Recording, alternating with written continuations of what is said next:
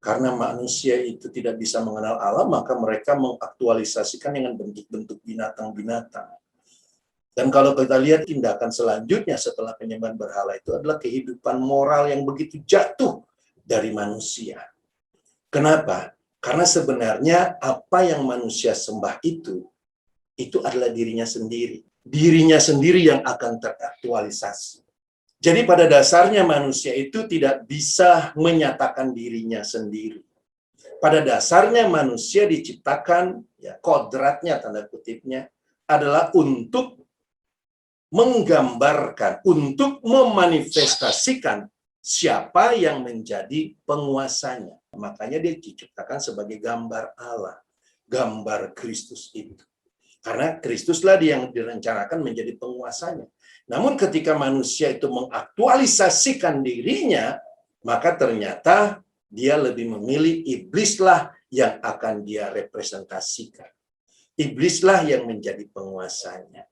Dan ketika dia memperagakan akan apa yang ada di dalam dirinya, apa yang menjadi penguasanya selama dia sebagai perbudakan di Mesir itu, maka terlihatlah sebagaimana karakter yang dimiliki oleh manusia itu, bahwa dia ternyata memiliki karakter binatang.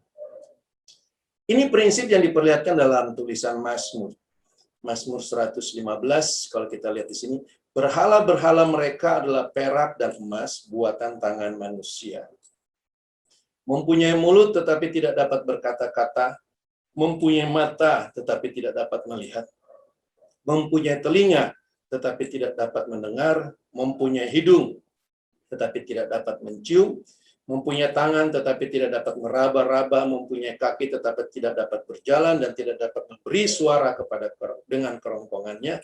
Seperti itulah jadinya orang-orang yang membuatnya dan semua orang yang percaya kepadanya. Seperti apa? Seperti apa yang dia buat itu, seperti berhala-berhala itu. Jadi kalau berhala-berhala yang mereka buat itu binatang, maka kehidupan orang itu seperti binatang. Dia tidak lagi memperhatikan moral. Jadi ini bahayanya penyembahan berhala. Ya. Penyembahan berhala itu dimulai dari pertama dia aktualisasikan dulu. Dan itu yang diperingatkan oleh Rasul Paulus di dalam kitab Roma. Sebab sekalipun mereka mengenal Allah, tetapi mereka tidak memuliakan dia sebagai Allah atau mengucap syukur kepadanya. Sebaliknya, pikiran mereka menjadi sia-sia, hati mereka menjadi bodoh, menjadi gelap. Mereka berbuat seolah-olah mereka penuh hikmah, tetapi mereka telah menjadi bodoh. Mereka menggantikan kemuliaan Allah yang tidak fana dengan gambaran yang mirip dengan manusia yang fana. Burung-burung, binatang-binatang yang berkaki empat, binatang-binatang yang menjalar. Dari sinilah kita tahu kemudian inilah lahirlah patung-patung dan seterusnya. Akhirnya apa yang terjadi? Karena itu Allah menyerahkan mereka kepada keinginan hati mereka. Sesuai dengan hatinya lah, maka mereka hidup dengan keberadaan mereka. Seperti yang saya katakan tadi, ketika mereka membuat binatang-binatang, demikianlah mereka menjadi sifat mereka seperti binatang-binatang. Itulah ada keberadaan dia yang sebenarnya. Makanya Allah menyerahkan mereka kepada keinginan hati mereka. Sehingga mereka saling mencemarkan tubuh, menggantikan kebenaran Allah dengan dusta, nah ini dia, dan memuja menyembah makhluk dengan melupakan penciptanya yang harus dipuji selama-lamanya, dan seterusnya. Inilah perwujudan daripada keinginan orang-orang yang berkata, buatlah untuk kami Allah. Jadi Allah yang dihadirkan Harun itu adalah sesuai dengan keinginan daripada manusia. Itulah teolog-teolog yang sering menghadirkan Allah di dalam keinginan-keinginan orang beragama. Tentu saja sesuai dengan keinginan manusia. Dan ini yang dikatakan dengan menginjak-ninjak anak Allah. Dan ini juga yang saya lihat dalam kehidupan agama Kristen sebenarnya.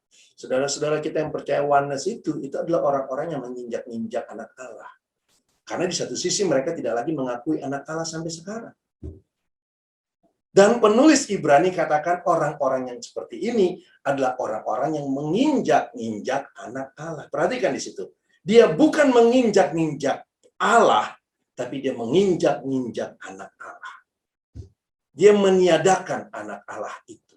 Meniadakan anak Allah di dalam kehidupan kita sama dengan meniadakan perjanjian. Itu bagian dari aktualisasi diri si Harun, Pak ya. Pengen Iya, jadi pemimpin ya. iya. Jadi semua istilah mereka ingin punya Tuhan yang sama, itu sebenarnya aktualisasi dari daging yang sama. Iya, iya, iya. Malah Harun berbohong mencoba dia. melihat nih kebutuhan jemaat apa nih. Otaknya yang mana dia, Pak? Iya, ya kan seperti yang saya bilang nih, jemaat butuh apa nih? Oh, untuk menghilangkan COVID. Ya, lalu dihadirkanlah khotbah-khotbah yang mengatakan COVID itu kutuk. Itu contoh ketika orang ingin menghadirkan Tuhan sesuai dengan kebutuhan jemaatnya. Maka hadirlah patung emas itu. Bangsa Israel waktu melihat Musa nggak turun-turun, itu sama dengan orang Kristen zaman sekarang. Ketika melihat Yesus kok nggak turun-turun. Lalu mereka mulai menghadirkan ajaran-ajaran.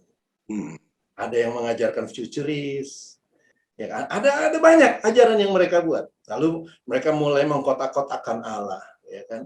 Itu ajaran. Kenapa? Karena mereka tunggu-tunggu kok nggak turun-turun. Nggak ada tanda-tandanya nih Tuhan mau datang nih. Mari buat bagi kami Allah. Hadirlah di situ para teolog. Mereka buatlah Allah, lalu mereka menyembah Allah yang mereka buat itu sambil tunggu kapan Yesus datang.